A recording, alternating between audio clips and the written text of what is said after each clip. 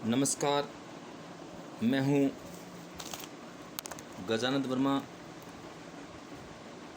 नमस्कार, मैं हूँ गजानंद वर्मा। हमने पाठ 8 साक्षात्कार लेने की कला पुस्तक संवाद सेतु कक्षा 12 पाठ नंबर 2 साक्षात्कार के प्रकार।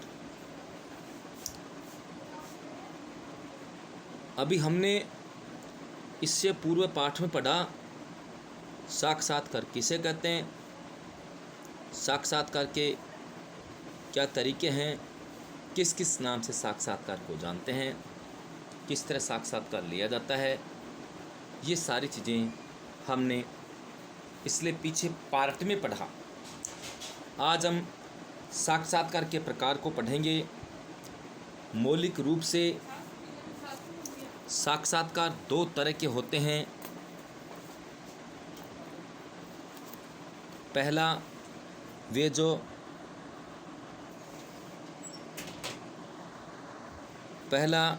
वे जो विभिन्न प्रतियोगी परीक्षाओं या नौकरियों के लिए होते हैं। दूसरा वे साक्षात्कार जो रेडियो, टेलीविज़न या समाचार पत्रों के लिए रिपोर्टर या संपादक लोग लेते हैं। इन्हें माध्यम उपयोगी साक्षात्कार कह सकते हैं। अभी हमने देखा कि साक्षात्कार 2 प्रकार के होते हैं। पहले वे साक्षात्कार जो किसी प्रतियोगी परीक्षा उत्तीर्ण करने के बाद लिया गया साक्षात्कार हो। कोई भी परीक्षा दी गई, उसके पश्चात उसका इंटरव्यू होता है, उसका साक्षात्कार होता है, वो कहा जाता है। दूसरा माध्यम उपयोगी साक्षात्कार जिसमें रेडियो, टेलीविज़न या पत्रों के माध्यम से रिपोर्टर या संपादक लोग लेते हैं, उन्हें माध्यम उपयोगी साक्षात्कार कहते हैं। लेकिन हमारी इस पाठ्य पुस्तक में हम सिर्फ माध्यम उपयोगी साक्षात्कार के बारे में ही चर्चा करेंगे। ये प्रतियोगी परीक्षा के द्वारा लिया गया जो साक्षात्कार है तो मात्र समझाने के लिए दिया है।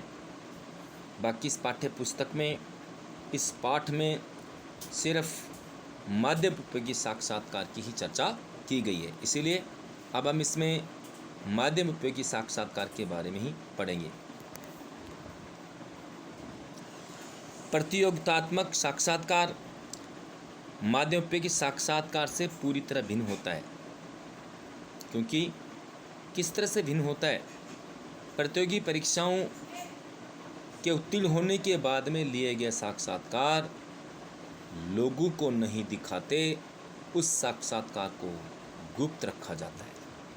किंतु माध्यम उपयोगी साक्षात्कार लोगों को दिखाया जाता है, लोगों को सुनाया जाता है। किंतु प्रतियोगी परीक्षाओं से लिए गए साक्षात्कार किसी को दिखाया नहीं जाता, वो गोपनीय होता है, गुप्त होता है। इसका आयोजन सरकारी या निजी प्रतिष्ठानों में नौकरी से पूर्व सेवा योजकों के द्वारा उचित अभ्यर्थियों के चयन के लिए किया जाता है, जबकि माध्यम उपयोगी साक्षात्कार जनसंचार लोगों तक ये सूचना भिजवाने के लिए माध्यमों के द्वारा जन सामान्य तक पहुंचाए जाते हैं। अभी आपके सामने बात उभर कर के आए कि प्रतियोगी परीक्षाएं उत्तीर्ण करने के बाद लिया गया जो साक्षात्कार है उसको एक हो गया, दूसरा माध्यम उपयोगी साक्षात्कार। देखिए, साक्षात्कार वहाँ भी काम आता है जिस प्रकार से कोई व्यक्ति किसी गवर्नमेंट जॉब में जाता है या किसी निजी जॉब में जाता है, तो वहाँ भी उनका साक्षात्कार होता है। उनके कागज़ लिए जाते हैं, उनसे पूछा जाता है कि आपने क्या कुछ किया है, क्या डिग्री आपने हासिल की है। इसके साथ में उससे पूछा जाता है कि आपको कितने साल का अनुभव है, आपने कहाँ कहाँ काम किया, आपका काम कैसा रहा, वो ज़रा हमारे दिखाइए। ये सारी चीज़ें जानने के पश्चात ही फिर उसकी क्लास वगैरह, स्कूल में तो क्लास उनकी लगेगी, बाहर तुमसे काम करवा के देखेंगे, इस तरह से उनका साक्षात्कार हो जाता है। उसके पश्चात उस व्यक्ति को रख लिया जाता है। तो साक्षात्कार तो प्रत्येक डिपार्टमेंट में होता है, लेकिन उनके साक्षात्कार लेने का तरीका थोड़ा भिन्न हो सकता है। जन माध्यम की प्रकृति के आधार पर साक्षात्कार भी भिन्न प्रकार से आयोजित किए जाते हैं।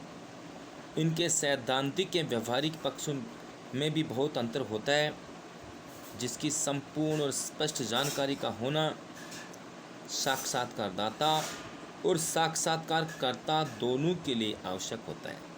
क्या कहा गया है? साक्षात्कारदाता, साक्षात्कारकर्ता। साक्षात्कारकर्ता किसको बोलते हैं? जो व्यक्ति साक्षात्कार लेने वाला है।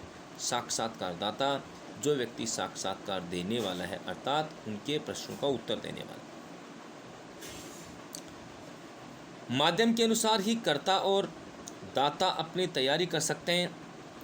जो भी साक्षात्कार लिए जाते हैं, जो भी साक्षात्कार दिए जाते हैं, साक्षात्कार लेने वाला और साक्षात्कार देने वाला दोनों तैयारी करके आते हैं, जिसके कारण उनका साक्षात्कार अच्छा बढ़िया बने और फलस्वरूप साक्षात्कार की सफलता सुनिश्चित की जा सकती है।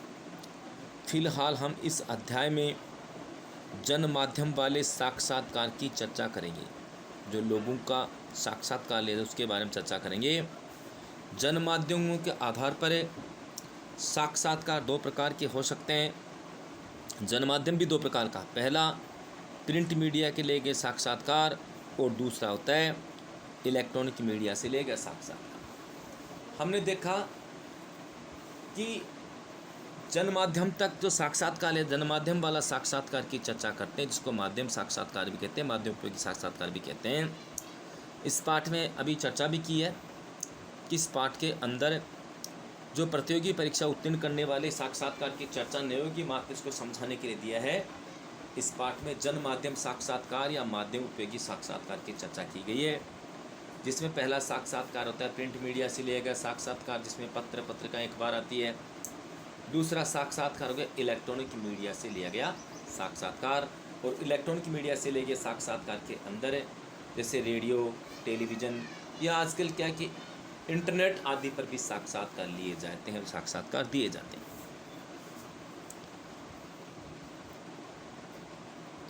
साक्षात्कार प्रिंट मीडिया के लिए सबसे पहले देखा, प्रिंट मीडिया के लिए लिया गया साक्षात्कार, अर्थात पत्र पत्रिका अखबार में किस तरह से साक्षात्कार लिए जाते हैं, इसकी चर्चा इसमें की जा रही है। रेडियो टीवी के लिए प्रिंट मीडिया के लिए रेडियो और टीवी के लिए किए जाने वाले साक्षात्कार से प्रिंट माध्यम का साक्षात्कार पूरी तरह भिन्न प्रकृति का होता है।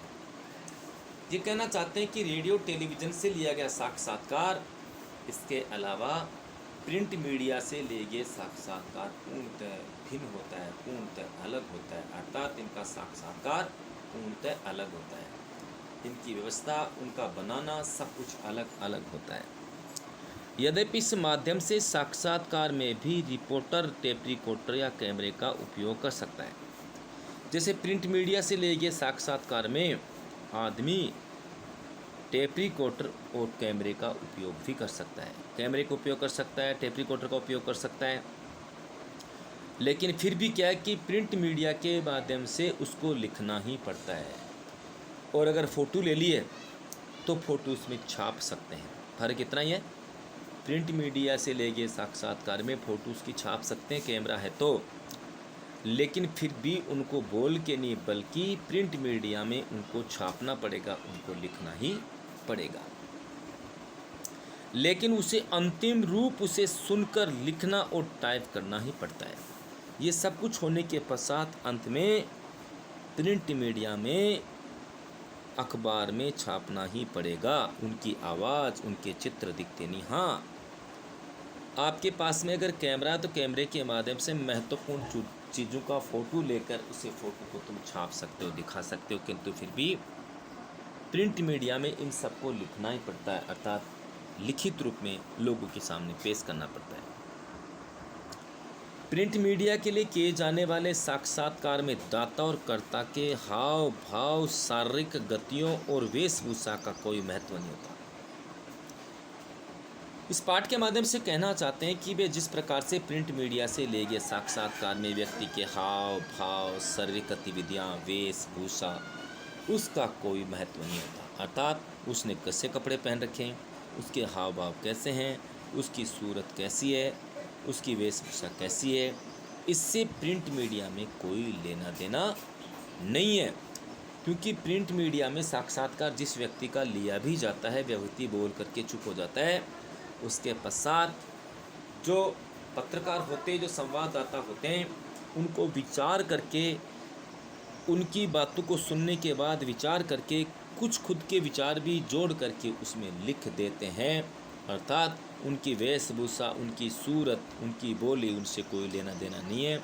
वो उनसे सुन लेते हैं, किंतु उसके पश्चात जो पत्रकार हैं या जो लिखने वाले हैं, वो उनको बहुत सोच समझ करके अपनी भाषा में उसको लिख देते हैं। इस माध्यम के साक्षात्कार में सुधार करने की पूरी संभावनाएं होती। कुछ अगले वाले व्यक्ति ने तो कुछ भी बोल दिया, उसकी भाषा राजस्थानी हो सकती है, मारवाड़ी हो सकती है, गुजराती, पंजाबी कोई भी हो सकती है। उन्होंने उस बात को सुन लिया है। सुनने के पश्चात उसका ट्रांसलेट वो अपने दिमाग से करते हैं। उसने क्या बोला है उसमें फेर बदल भी किया जा सकता है, क्योंकि ये साक्षात्कार दर्शकों या श्रोताओं की तरह तुरंत या उसी रूप में पाठकों को प्रस्तुत नहीं किया जाता। इसमें फेरबदल करने की गुंजाइश इस प्रकार से होती है क्योंकि ये साक्षात्कार लोगों को दिखाया नहीं जाता और तुरंत गति से इसको छापा नहीं जाता। ये साक्षात्कार लेने के पश्चात वो अपने ऑफिस आदि में चले जाते हैं। उसके पश्चात इस बात पे अच्छी तरह मंथन करते हैं और फिर अपनी भाषा में विचार करके क्या लिखना है, क्या नहीं लिखना है, ये विचार करके उनका साक्षात्कार छाप दिया जाता है। इसमें फेर बदल करने की गुंजाइश भी रहती है। साक्षात्कार आयोजन के बाद संपादक अपनी कुशलता से साक्षात्कार की प्रभावपूर्ण प्रस्तुति प्रदान कर देता है। साक्षात्कार सुन लिया, उसके बाद में क्या करता है संपादक होता है, वो अपनी कुशलता से, अपने तरीके से, अपने ज्ञान कुशलता से उसको सोच समझ करके प्रभावपूर्ण तरीके से प्रस्तुत करता है, किस प्रकार से लोगों पर इसका प्रभाव पड़े। प्रिंट मीडिया के साक्षात्कार में भाषा सरल या विषानुरूप क्लिष्ट भी हो सकती है, लेकिन प्रिंट मीडिया में व्यक्ति की जो भाषा है वो कठोर भी हो सकती है, क्लिष्ट हो सकती है, सरल भी हो सकती है। ये अगले वाले व्यक्ति पर डिपेंड करता है, किंतु फिर भी लिखने का काम तो रिपोर्टर का है, संवाददाता का है, संपादक का है। वे लिखने का काम करते हैं, इसलिए उस भाषा में फेर बदल करके अपनी भाषा में सरल, सरस, सुंदर रूप में उसको लिख देते हैं, क्योंकि इसे पढ़ने वाला व्यक्ति साक्षर तो अवश्य होगा, साथ ही साथ किसी शब्द, वाक्य या विषय को समझने के लिए पाठकों के पास एक से अधिक बार पढ़ने की भी सुविधा रहती है। ये कहना चाहते हैं कि प्रिंट मीडिया से ले गए साक्षात्कार में सबसे अच्छी बात है कि अखबार उनके पास ही होता है, उसको एक से अधिक बार पढ़ने का मौका भी मिल जाता है, अर्थात वो बार बार उसको पढ़ करके समझ सकता है, किंतु रेडियो टेलीविज़न के अंदर ऐसा असंभव है।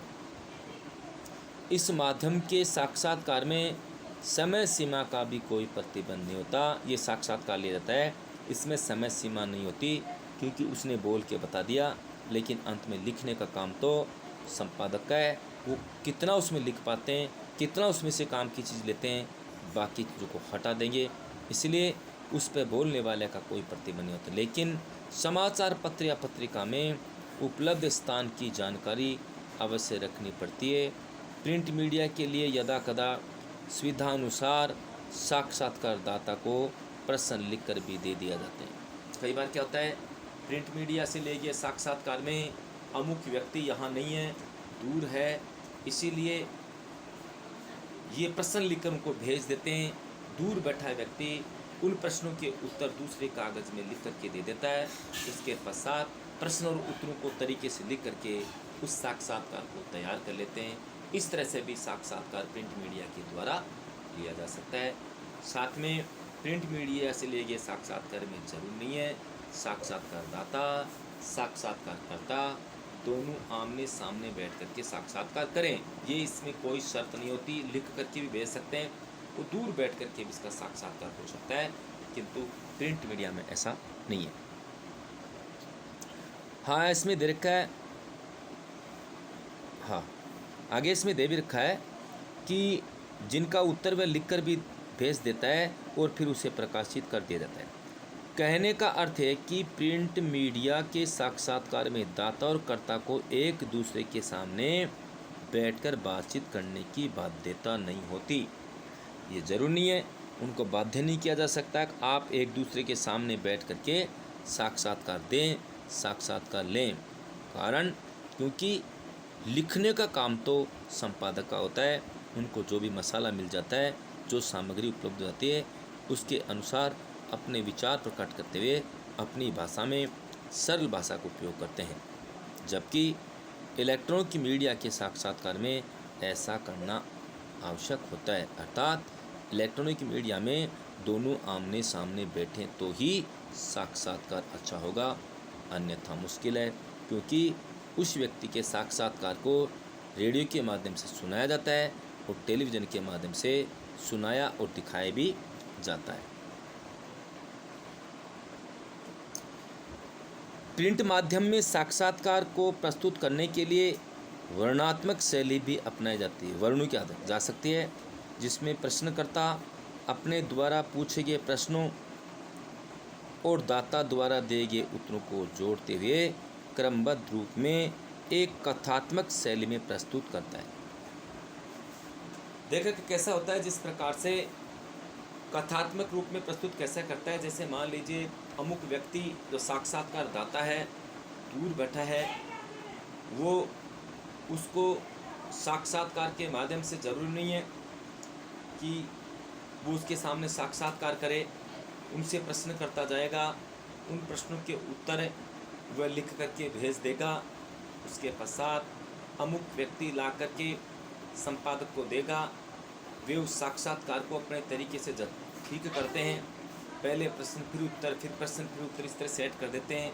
अमुक व्यक्ति से पूछे गए प्रश्नों के उत्तर वहाँ सिर्फ उत्तर लिख करके लेके आ गए, या आने के पश्चात उनको अपने तरीके से सेट करते हैं। प्रिंट मीडिया के अंदर ऐसा हो सकता है, किंतु इलेक्ट्रॉनिक मीडिया में ऐसा संभव नहीं है। यहाँ दे भी रखा है,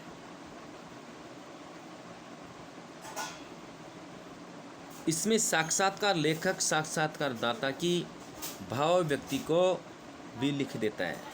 अर्थात इस तरह के साक्षात्कार लिए जाते हैं तो साक्षात्कारदाता है, साक्षात्कार करता है, साक्षात्कार लेने वाला व्यक्ति है, साक्षात्कारदाता के विचार, अभिव्यक्ति, वो सारी चीज़ें लिख देता है, जिसके कारण वो सामने प्रकटता है। प्रिंट माध्यम के साक्षात्कार में प्रारंभिक अभिवादन और समाप्ति पर अभिवादन जैसी औपचारिकताओं की आवश्यकता नहीं होती। इस प्रकार से शुरू के अंदर और अंत के अंदर अभिवादन शब्द की आवश्यकता नहीं पड़ती। शुरू में अभिवादन जोड़े, बाद में अभिवादन जोड़े, इस तरह की प्रक्रिया साक्षात्कार में नहीं होती। उनको डायरेक्ट प्रश्नों के जवाब देने पड़ते हैं। हाँ, नाम और पता जरूर लिख सकते हैं। प्रिंट माध्यम के साक्षात्कार प्रारंभिक अभिवादन और समाप्ति पर अभिवादन जैसी औपचारिकताओं की आवश्यकता नहीं होती। सीधे तौर पर साक्षात्कारदाता का संक्षिप्त परिचय लिख दिया जाता है। उनका संक्षेप में परिचय होता है, संक्षेप में उनका परिचय दिया जाता है कि कहाँ का रहने वाले कौन है। बाकी अभिवादन शब्द, अभिवादन की आवश्यकता नहीं पड़ती। देखिए, अभी आपने प्रिंट मीडिया के बारे में पढ़ा कि प्रिंट मीडिया के लिए गए साक्षात्कार में फेरबदल किया जा सकता है। ज़रूरी नहीं है कि साक्षात्कारदाता साक्षात्कारकर्ता आमने सामने बैठें, ये बाध्यता नहीं होती। उस व्यक्ति की भाषा कैसी भी हो सकती है, टूटी फूटी भाषा हो सकती है, भाषा क्लिष्ट भी हो सकती है, भाषा सरल भी हो सकती है, उससे भी कोई मतलब नहीं है। क्योंकि उनकी भाषा को सुनने के बाद लिखने का काम तो इसको कैसे संपादक का होता है। वह अपनी उस भाषा को, साक्षात्कार की भाषा को सरल तरीके से सहज भाव वाली भाषा के रूप में लिख देता है। तीसरा पॉइंट, उनके साक्षात्कार में लिए गए साक्षात्कार की भाषा कैसी भी हो सकती है, क्योंकि संपादक होता है वो अपनी भाषा में लिखता है और उनके साक्षात्कार में फेरबदल भी किया जा सकता है, जबकि प्रिंट मीडिया के अलावा इलेक्ट्रॉनिक मीडिया में फेरबदल करना बड़ा मुश्किल होता है। Thank you. ओके, धन्यवाद। बाकी कल।